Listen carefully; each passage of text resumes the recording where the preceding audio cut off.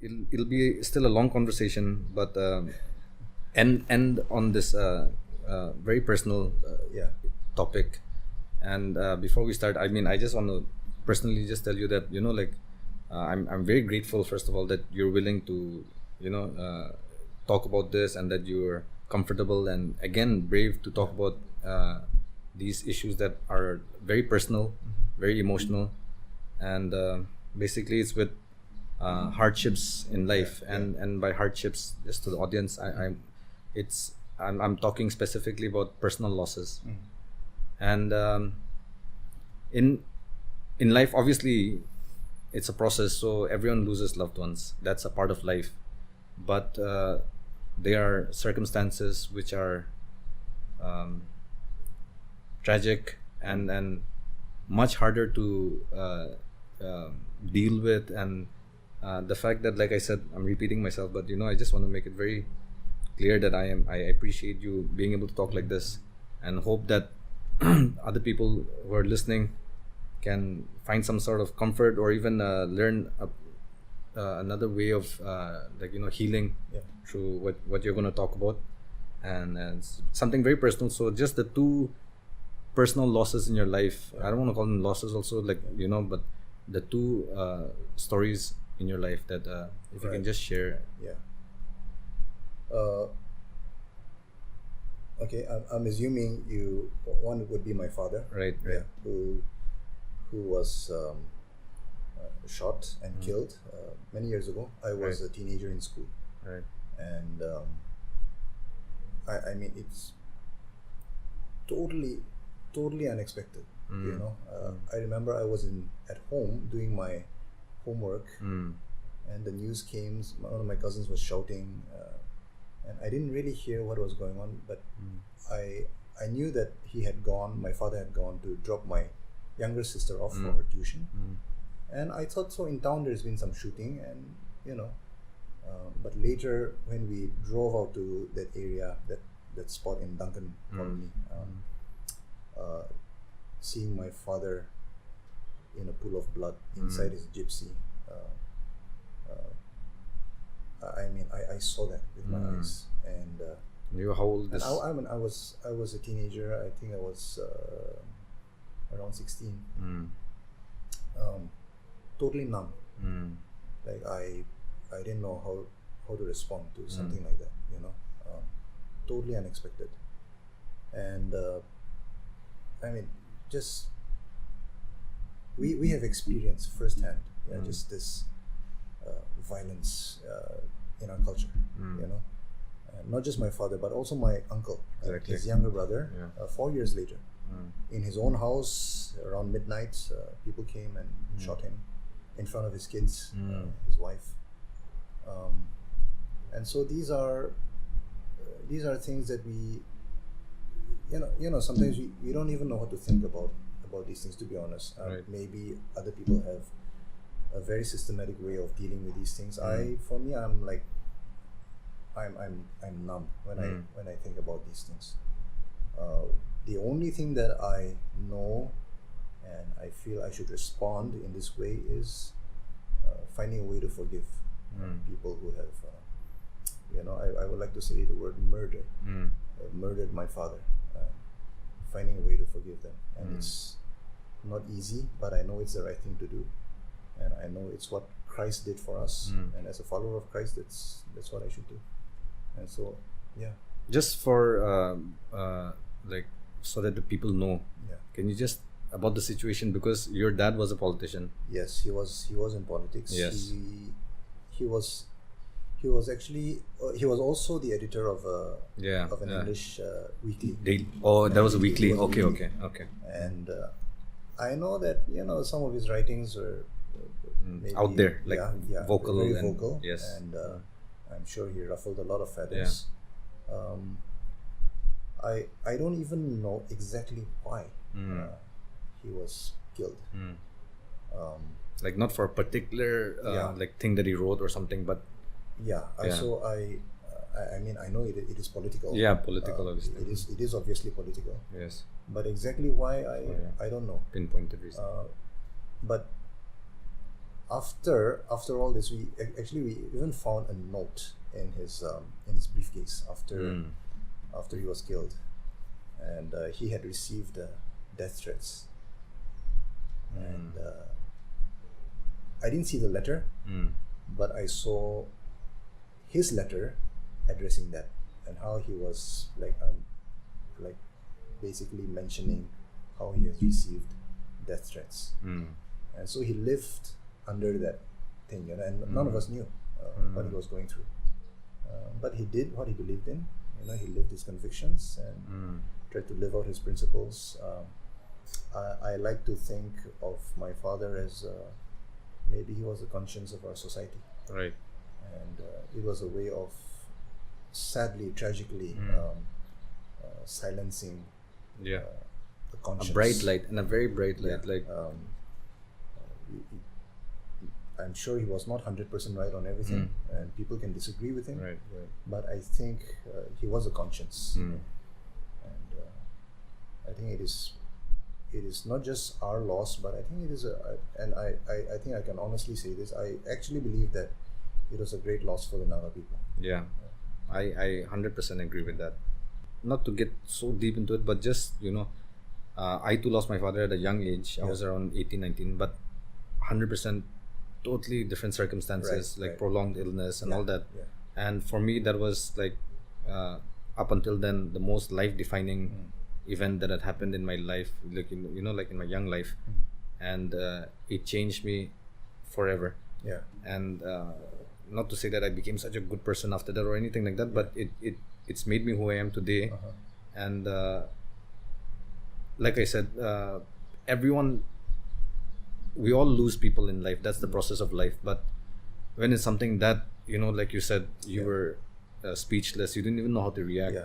How was your you've already said it a little bit, in the sense you were just numb to it, but how was your maybe your healing process through that, being not just losing someone, but in such a manner, the way that it happened? I think we've always had very strong family support. Cousins, aunties, obviously uncles also during that time, although I've lost a lot of my uncles now, and later on faith, church, and I think all of these factors have contributed in this journey of healing. I am sure that there are still areas that I'm not even aware of that have been affected by this, and but one of the things is like how do I say this? Fatherlessness is a big issue, and there are things, as in my late teens, in my early 20s, there are things that I would imagine I would have had discussions with my father, 100%. which I obviously never had. And whether it is about our people, whether it is about society, politics, God, life, occupation, nothing. Everything has been taken away, and also on the other hand, like how current fathers, like how important our roles are, just being there, because I knew what it's like to grow up. I know what it's like to grow up without a father. So 100%. I totally agree with you there. Like even this late into life, you sometimes can't help what happened ages ago for both of us, but can't help wondering. Sometimes you just think like, oh, what if he was here, and how would we talk about this, or the discussions, and it does lead you to think about and sort of put that emphasis on the need for you to be there for your children. And it's not that their fault that it happened, but it did happen, and I think it's nice to see that fathers are making an effort these days. I mean, not to say that they didn't, but I like to see young fathers who are very involved in I think parenting, and changing. it's changing, and it's a nice thing to see. It's really nice. And yeah, on that note, like you're the second. Yeah. So the second loss is obviously our son that we lost 2 years ago. It was June 2020. And well, since the time he was, you know, in the womb, doctor diagnosed some issues. He was born with a tumor.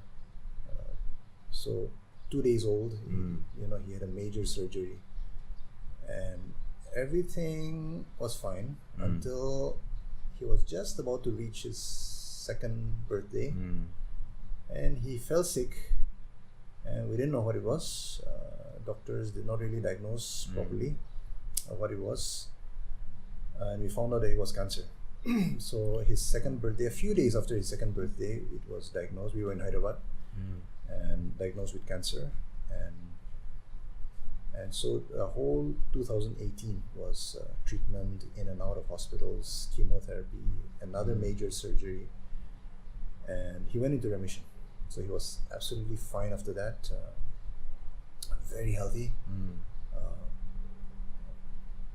brilliant young boy. And we celebrated his third birthday. It was such a happy occasion. It was like he's cancer free. And Right. but a few months after his third birthday, the cancer came back, and again started going for. So 2019 again treatment started, and for a brief moment, they could not find the cancer anymore again. Okay. And then it came back, and so the third time it was pretty bad, and so the whole of 2020, the first half of 2020 was he was really sick, and he died in June 2020, and I have not known pain like that, and grief, and just the sense of utter helplessness. Like you are like, I would do anything for him to live, but I can't do anything. And just that sense of helplessness, Right. But not hopelessness. And this is where our faith comes in, hope and faith. But the sense of helplessness, this anger, this inability to do anything about it, is just a horrible feeling. And for me, I think these past 2 years have just been, life is good. We love our daughter. She's amazing, but just living under this shadow of sadness. Like I said, not easy definitely to talk about these things, and as a father, like like I can't even try and tell you, like I understand, because like I cannot, but Exactly. I had this, it's like every father's worst nightmare, I guess, but I had this dream when my son was a little younger, and then in the dream, I don't remember it clearly, but basically we were separated in the sense either he was gone or I was gone, one of the two, and I was just in the dream. It was so those very vivid dreams, and I was just crying, and I was like wishing, like saying like I wish I can hold him once more, or like just tell him I love him. And when I woke up from the dream, and he's lying next to me, and then I was just holding him tight. What I mean to say is that was just a dream, and the kind of pain I went through in just that small period, like, so that I can't tell you, like, how I feel for you, but it's so nice to hear you openly, and like like comfortable enough to talk about it, and I appreciate you. I just want to just like you said, the last 2 years have been basically under this shadow of like sadness, and what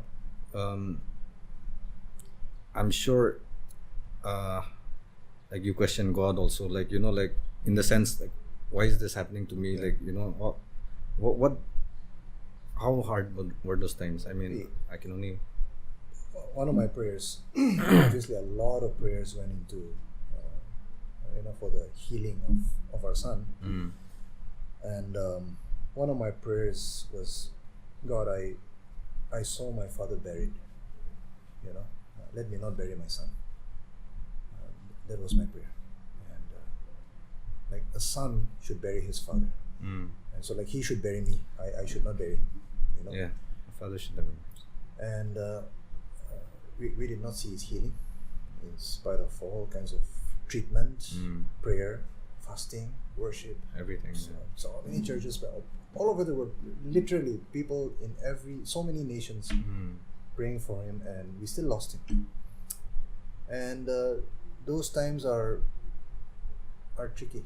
I mean, unless you are careful, you can just totally move away from God and lose it all. I mean, and like how your faith is shaken, you can get offended with God. And so we have been intentional that we will still continue to believe that God is good, and that God did not put cancer on our son, and that God did not take him away. And so that is what we believe. It's not just a comforting thought, but that's actually what we believe.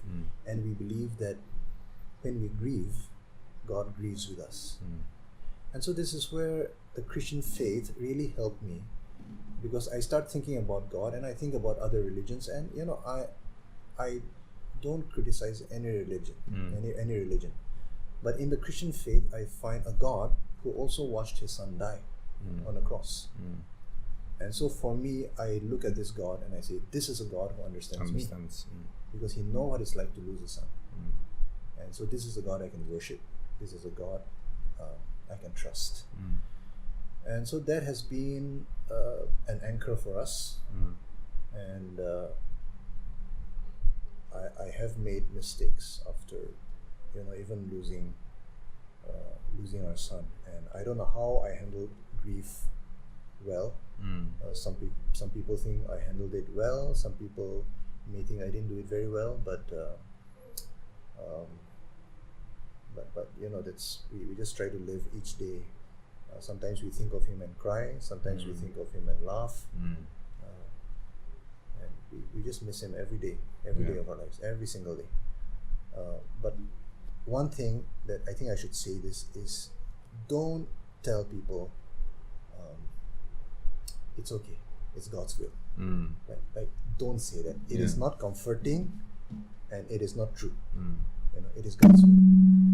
People come and say, be strong, and this and that, and like don't say any of those things. We can just, one of the best things we can do is just sit quietly. Sit quietly and maybe just grieve with those who grieve. Right. Maybe the most we can say is, I'm so sorry, and I'm praying for you. And apart from that, we don't have to come up with reasons and why this happened, why that happened. And some people say maybe you did something wrong. Those are just not helpful at all. I can just imagine what those kind of comments. Yeah. Even when people say, I understand. Yeah, you really can't. With all due respect, you don't. No, you don't. Unless you lost a young child. Exactly. You don't. That's what. Yeah. Exactly. That's what you can't just say. People, I understand, and like it's like I said, we all lose people, but there are some circumstances which are much different and much harder than what we go through or other people go through on a regular. So it's not like you can just say you understand, or it's like that. I mean, and that's why I love the church. It just with all its flaws and failures, at the end of the day, we try to look out for each other. Yeah. I mean, that's, for me, that is like one of the most one of the best characteristics I like about church and what it's supposed to do. Of the many things it's supposed to do, is be there for each other, regardless of, like you said, the sins that you have and the shortcomings that you have. Just be there for each other. And like I know like your process of grieving, if you can even call it that, is still going on, and it'll continue. Like how